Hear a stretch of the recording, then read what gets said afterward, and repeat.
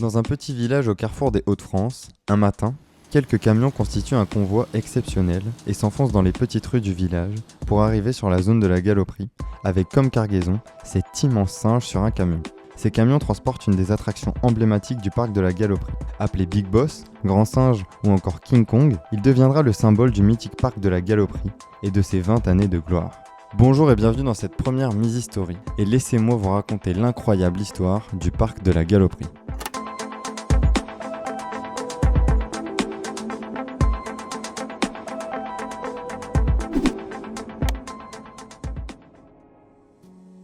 Le site de la Galoperie, dans la région du Sud-Avesnois, est situé au carrefour de l'Aisne, du Nord et de la Belgique.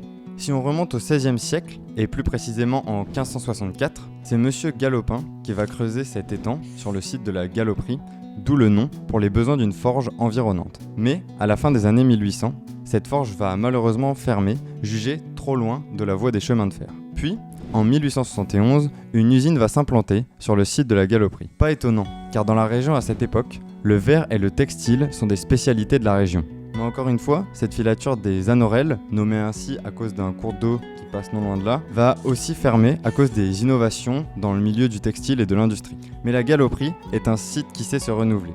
Alors, en 1963, des rumeurs commencent à se répandre un peu partout dans le village sur un nouveau projet. Le parc de la Galoperie va ouvrir officiellement en 1964. Les débuts sont un peu timides, et le parc ne compte que quelques installations, quelques jeux pour les enfants, mais pas de restauration ni d'installation supplémentaire. Mais pour un début, on a déjà beaucoup de choses à dire. On peut déjà se rendre compte de l'immensité du site avec 15 hectares de lacs et 500 hectares de forêt. On note tout de même quelques jeux, des balançoires, des tonneaux style hamster, mais surtout le plus haut toboggan de France. Comme vous pouvez le voir, ce toboggan est immense, aucune règle de sécurité. Les enfants pouvaient monter sur ce toboggan et le faire, et comme vous voyez la forme du toboggan, elle est juste incompréhensible, et c'était super dangereux, ce qui prouve bien que nous sommes dans les années 60. Ces débuts ne sont pas si timides, et au final, dès 1965, au vu de l'engouement pour le parc, des grands travaux vont être lancés. Ces travaux visent à installer de nombreux services, tels que l'agrandissement des terrains de jeu, l'installation du premier self, l'installation d'une volière. Ces premiers travaux vont déjà considérablement augmenter l'esthétique du site. En 1968, un nouvel arrivant va faire son entrée au parc de la Galoperie. Et oui, vous l'aurez compris, Flipper le dauphin. À cette époque, le parc compte déjà 15 000 visiteurs. Et les choses vont devenir beaucoup plus sérieuses dès le début des années 1970. Le parc de la Galoperie va entrer dans une toute nouvelle dimension.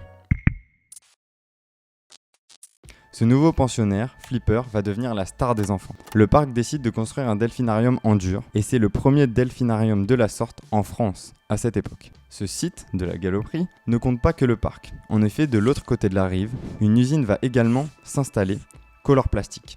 Encore une fois, c'est une usine unique en France. Le parc va continuer de construire et d'améliorer les différents aménagements, notamment le delphinarium en dur qui va être construit. Et dans ce nouveau delphinarium va arriver encore 2 nouveaux pensionnaires, 2 otaries cette fois, qui feront même l'objet de plusieurs publicités pour le parc. En parlant de publicité, une des choses qui m'a le plus marqué sur ce parc, ce sont les coûts marketing.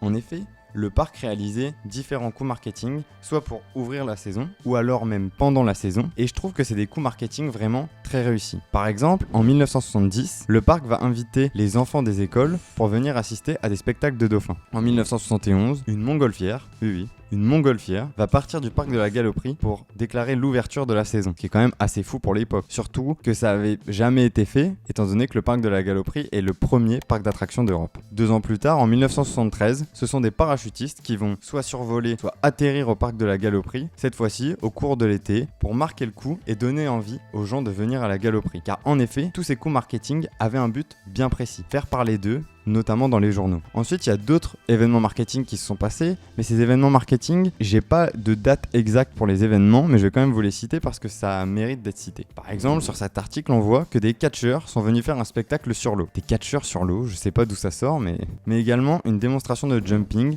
qui consiste à un saut d'obstacle à cheval. Et c'est à peu près tout pour les événements qui ouvraient la saison ou alors qui marquaient l'événement de l'été. Et je trouve que c'est déjà incroyable d'avoir cette réflexion marketing pour l'époque de faire des événements pour faire parler de soi et de faire venir les gens de cette manière. De plus, l'année 1973 a été un véritable tournant pour le parc et notamment sur ses aménagements. En effet, on compte l'aménagement d'une petite plage avec un éléphant fontaine qui jetait de l'eau ou encore le monstre du Loch Ness qui rentrait et sortait de l'eau, de ce qu'on m'a dit, pour lancer de l'eau aux personnes qui faisaient éventuellement du pédalo sur le lac à ce moment-là. Moi je trouve que le monstre du Loch Ness a un mécanisme assez impressionnant pour l'époque, surtout qu'il sortait et rentrait de l'eau de cette manière, et je trouve ça assez impressionnant. Tous les événements que je vous ai cités, je vous ai dit que le parc les avait organisés, mais en fait, tous ces événements viennent de l'idée d'un homme. Paul Morel est né le 13 août 1926 à Zell en Belgique. On disait de lui que c'était un homme dur en affaires, mais quelqu'un de très gentil dans la vie. Paul Morel était un entrepreneur et un investisseur de la région. On sait qu'il était membre du Lions Club de Maubeuge, un homme dur en affaires certes, mais déjà très visionnaire pour l'époque, notamment avec tous les événements que je viens de vous citer, qu'il organisait pour son parc. Malheureusement, on n'a pas beaucoup plus d'informations sur Paul Morel, en tout cas sur internet. Il y a quelque chose dont j'aimerais vous parler parce que pendant mes recherches, j'ai trouvé une théorie, mais j'ai pas de preuve pour l'instant de cette théorie. Cette théorie serait que Monsieur Paul Morel aurait été inspiré d'un très célèbre parc d'attractions pour construire le parc de la Galoperie. Et oui, ce parc d'attractions, vous l'aurez peut-être deviné, c'est le parc Disneyland. Tout d'abord, en 1976, le parc de la Galoperie va inaugurer une toute nouvelle attraction. Cette attraction, c'est le Pinocchio Land. Alors le Pinocchio Land, c'est une sorte d'attraction de marionnettes qui raconte globalement l'histoire de Pinocchio que l'on connaît tous et qui finit de manière assez grandiose avec une espèce d'immense baleine sur le lac. Vous connaissez la fin de l'histoire de Pinocchio, donc c'est pour ça qu'il y avait cette immense baleine sur le lac et qui aurait donc été inspirée lors de sa visite du parc, et on peut voir le lien qu'il y aurait entre Paul Morel et Disney. De plus, pour appuyer cette théorie, on voit que les dates concordent. En effet, je vous l'ai dit, le parc de la Galoperie a été inauguré en 1964. Le premier parc Disney, imaginé par Walt Disney lui-même, a été inauguré, lui, en 1955. Alors oui, Paul Morel aurait très bien pu, avec sa famille ou même seul, se rendre en Californie, visiter le parc et s'en inspirer, avoir l'idée et se dire mais oui, je vais faire la même chose, je vais investir pour faire un parc dans ma région, mais avec ce que je veux moi. Donc oui, cette théorie est possible, mais malheureusement elle restera qu'au stade de théorie parce que rien ne peut le prouver malgré ces quelques éléments qui nous donnent quelques indices sur l'influence qu'aurait pu avoir Walt Disney sur ce parc. Nous sommes à la fin des années 1970, début des années 80, et à cette période, Paul Morel, maintenant que je vous l'ai présenté, est inarrêtable. En effet, 1977, 4 nouveaux dauphins vont arriver au parc. Daisy, Peter, Lady et aussi Youpi. Alors, ne me demandez pas où est passé Flipper, dont j'ai parlé un peu plus tôt dans la vidéo, j'en ai aucune idée. Cependant, vous pouvez le voir sur cet article de journal, Lady est le dauphin vedette de la Galoperie depuis plus de 6 ans. Alors, soit Flipper a disparu, on ne sait pas où il est, ou alors ils ont renommé Flipper Lady. En tout cas, j'ai pas plus d'infos là-dessus, mais on pense à toi, Flipper. Les dauphins sont arrivés de Houston dans des avions Air France supervisés par plusieurs vétérinaires qui s'occupaient d'asperger les dauphins d'eau pendant leur voyage pour qu'ils puissent arriver dans de bonnes conditions au parc de la Galoperie. Et comme vous pouvez le voir sur cette photo, Paul Morel était plus qu'impliqué dans la réussite et le bon fonctionnement de son parc, car oui, c'est lui qu'on voit juste ici, en train de porter, avec les personnes présentes ce jour-là, les dauphins pour la mise à l'eau dans le delphinarium. Alors oui, bien sûr, la question du bien-être animal peut se poser dans ce cas-là, mais il faut vous dire qu'on est en 1980 et que c'était une autre époque et que heureusement, maintenant, le bien-être animal est plus régulé et que plein de centres animaliers font en sorte que les animaux aient une meilleure vie. Cette période-là est, d'après de nombreux articles de journaux, la meilleure période qu'aura connue le parc de la Galoperie. Si on fait le point sur les différentes attractions du parc à cette époque, la liste est longue. 4 dauphins, 2 otaries, 7 tigres, 4 lions, des biches, des paons, des volières, les tonneaux de hamster où les gens pouvaient courir à l'intérieur, des vélos étranges, différentes balançoires, 2 selfs qui proposaient plusieurs menus et jusque 1300 couverts par jour, le mythique café de la Rotonde qui servait aussi bien aux visiteurs qu'aux membres de l'usine avoisinante, un mannequin piece qui montre bien que le créateur est bien belge, pour cette petite référence, Pinocchio Land, des pédalos, une plage aménagée avec un superbe éléphant, le monstre du Loch Ness qui pouvait entrer et sortir de l'eau avec un mécanisme inédit et très en avance, des plaines de jeux divers, des promenades à cheval, le tir à plomb sur des ballons sur le lac. Petite anecdote, c'est qu'aujourd'hui il y a des kilos de plomb coincés au fond du lac, toujours à l'heure actuelle. Un cinéma 2000, ancêtre du cinéma 3D. C'est une sorte de cinéma panoramique, unique implantation en France à l'époque, et qui montre déjà à quel point était visionnaire Paul Morel sur cette sorte de cinéma 3D en avance sur son temps. Un flying car, une voiture nacelle accrochée à un rail et qui fait des loopings. On pourrait définir ça comme une sorte de petit roller coaster, mais malheureusement j'ai pas d'image pour vous l'illustrer. Et même 3 grands parkings ombragés pour accueillir les visiteurs. Sans oublier l'attraction phare, le fameux King Kong ou Big Boss, qui trônait en maître au milieu du parc et qui portait à l'aide de sa nacelle les gens pour leur proposer une vue imprenable. Bon, la liste des attractions est finie et comme vous le voyez, c'est déjà énorme. Un nombre d'attractions vraiment dingue. Les tigres, les lions, mais d'où est-ce que ça sort d'avoir ces animaux dans un parc et dans une si petite ville? En 1981, le parc de la Galoperie va recevoir son 4 millionième visiteur. Et vous commencez à le connaître, notre ami Paul Morel a réservé à cette personne, encore une fois c'est un coup marketing très réussi, tout simplement un accès gratuit à vie au parc et aux attractions. Ce 4 millionième visiteur n'est autre que l'abbé Fagnard, le curé de Trélon à l'époque, une ville avoisinante. Comme vous le voyez, il a pris une photo avec des mascottes, mais attendez, sur ces mascottes derrière, c'est pas Mickey Mouse qu'on voit? Est-ce que ça pourrait venir appuyer encore une fois la théorie Disneyland? Peut-être. À cette époque, la Galoperie qu'on surnomme la perle de Thiérache va accueillir plus de 200 000 visiteurs par an. Si vous posez la question du tarif, même si au début, le parc proposait des entrées à 4 francs. Avec le temps, le tarif a un peu augmenté, mais vous allez voir, c'est tout de même très abordable, surtout à cette époque. Le tarif adulte est de 16 francs, ce qui équivaut à peu près à une entrée à 6,90 € aux attractions et au parc, et un tarif enfant à 12 francs, ce qui équivaut à peu près à 5 €. Tous ces visiteurs étaient accueillis par une trentaine d'employés, ce qui avait un poids économique colossal pour l'époque. 200 000 visiteurs par an. Donc à l'époque, devait y avoir 1500-2000 habitants peut-être maximum à Anor, et c'était un poids économique énorme. Et le parc avait une très bonne réputation dans la région, mais pas que. Certains articles montrent qu'à cette époque, le parc de la Galoperie n'avait rien à envier à ses grands frères belges, tels que Walibi, Melly Park ou Belleward, qui sont des parcs d'attractions encore en fonctionnement actuellement. Et ces articles, même s'ils vont avoir une autre interprétation par la suite, montrent bien que ce parc n'a rien à envier aux autres. En effet, on ne compte plus le nombre d'écoles qui venaient de partout, Belgique et dans la région des Hauts-de-France actuelle. On peut prendre l'exemple de cet article avec ces 450 élèves de la Marne venus visiter la Galoperie. Une anecdote aussi assez marquante et qui montre vraiment l'ampleur qu'avait le parc déjà dans la région, c'est ces 2 bannières qui étaient présentes devant la gare Lille-Flandre. Donc là, c'est la devanture de la gare Lille-Flandre à l'époque. Vous pouvez voir la Galoperie. Voilà, une publicité de la Galoperie devant la gare Lille-Flandre, Lille, capitale du Nord, ce qui montre l'impact que ça avait dans la région. Je rappelle que Lille et Anor, il y a environ 1h30 de route,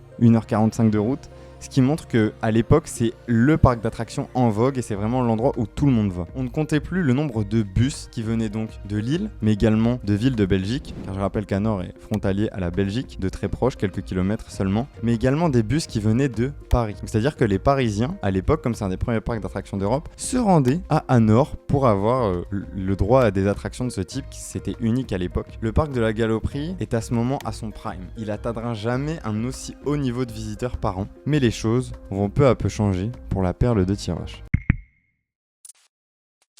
Même si tout semble aller pour le mieux à la Galoperie, son propriétaire, Paul Morel, ne peut que constater la baisse de fréquentation. Malheureusement, c'est ici que l'histoire devient un peu plus floue. On sait qu'en 1983, face à cette baisse de fréquentation, peut-être un ras-le-bol, un petit peu de lassitude vis-à-vis de son statut de propriétaire du parc. On rappelle que là, 1 an près, ça fait 20 ans que le parc a été ouvert, donc on n'a pas vraiment les informations, mais on dit souvent que c'est à cause de la baisse de fréquentation et de la montée en puissance des autres parcs de la région et notamment en France. Paul Morel aurait été lassé et déprimé d'être propriétaire de ce parc. En 1983, Paul Morel décide donc de quitter la direction de la Galoperie. La direction va être reprise par Monsieur Morel. Alors, je vous explique. C'est un autre Monsieur Morel, mais qui ne fait pas partie de la famille Morel de base, qui va reprendre la direction du parc. Donc c'est Morel et Morel, mais ils sont pas de la même famille. De ce qu'on sait, ils sont pas de la même famille. Mais c'est bien lui qui va reprendre la direction du parc. Nous n'avons pas plus de raisons sur le départ de Paul Morel à la direction de la Galoperie. C'est en effet triste de voir cette perte de fréquentation face à des géants de l'industrie qu'a subi la Galoperie. Et malheureusement, en 1985, le parc fermera officiellement ses portes. Et pour ne rien arranger, 1 an plus tard, en 1986, la fabrique Color Plastic, qui se situe de l'autre côté de la rive de la Galoperie, va subir un incendie qui va causer plus d'1 demi-milliard d'anciens francs de dégâts. C'est un feu qui ne s'éteindra jamais et c'est le site tout entier de la Galoperie qui peu à peu va sombrer dans l'oubli. Un article d'un certain ou d'une certaine C. Van Belle, qui décrit ce qu'on pouvait ressentir en visitant ce parc abandonné qui était du coup désert. Parmi les hautes herbes, des manèges comme immobilisés par une main gigantesque et invisible. La vie a déserté ces lieux, faits pour la joie, la jeunesse, l'exaltation. Un envoûtement mystérieux a interrompu l'écoulement du temps. La nature en a profité pour reprendre possession d'un territoire, un instant violé par l'homme. Un si court instant pour ces lieux intemporels installés dans l'éternité. Après presque 20 ans au sommet, le parc de la Galoperie va sombrer peu à peu dans l'oubli, laissant derrière lui des souvenirs heureux à plusieurs générations. Les spectacles au delphinarium, les repas au sel, le monstre du Loch Ness ou les balades en pédalo resteront gravés dans les mémoires de ces gens pour toujours. Sans oublier le Big Boss qui finira par partir dans d'autres contrées au cours de l'année 1990, bien qu'autrefois, il trônait en maître au cœur du mythique parc de la Galoperie. C'est une histoire peu connue pour les gens de ma génération et je trouvais ça sympa de vous la partager au vu de à quel point elle est insolite en fait. Et je pense qu'il y a beaucoup de personnes qui ont mon âge ou qui sont plus jeunes que moi qui n'ont peut-être jamais entendu parler de ça ou alors que brièvement. Malheureusement à l'heure actuelle, le parc de la Galoperie il est protégé par Natura 2000 et malgré plein de projets qu'on a entendus à Nord pour l'instant, rien ne semble s'installer prochainement à la Galoperie. Donc voilà, à l'heure actuelle, voilà le site... on n'en sait pas plus. Quelques petites anecdotes que je rajoute. Pendant la vidéo, je vous ai parlé du monstre du Loch Ness qui était au milieu du lac et qui s'enfonçait dans l'eau et sortait de l'eau. Et en fait, ce monstre du Loch Ness, ils ont jamais su le sortir de l'eau. Donc ça veut dire qu'à l'heure actuelle, si vous allez sur le lac de la Galoperie, le monstre du Loch Ness, il est toujours au fond. Personne n'arrive à le sortir. Genre, il est comme une ventouse en fait au fond de l'eau. C'est impossible de le sortir. Comme d'ailleurs, vous avez vu sur les photos, le tir au ballon, on voit que les gens peuvent passer en pédalo à côté. Donc bon, c'était une autre époque, encore une fois, surtout qu'ils n'avaient pas pensé qu'il y a des kilos de plomb qui resteraient au fond de l'eau pour toujours, quoi. Donc voilà. Je voulais remercier tout particulièrement monsieur et madame Roucou. Ce sont les personnes qui m'ont donné toutes les photos et tous les articles que vous avez vus dans cette vidéo. Je voulais aussi remercier Patrick Panier. C'est un monsieur qui a fait un blog sur la Galoperie et qui parle aussi de plein d'autres choses, mais il est assez documenté sur la Galoperie. Merci d'avoir regardé cette vidéo. Si vous voulez soutenir, vous pouvez vous abonner, mettre un j'aime ou même partager la vidéo à d'autres si ça vous plaît. Encore une fois, merci d'avoir regardé la vidéo jusqu'au bout et à bientôt.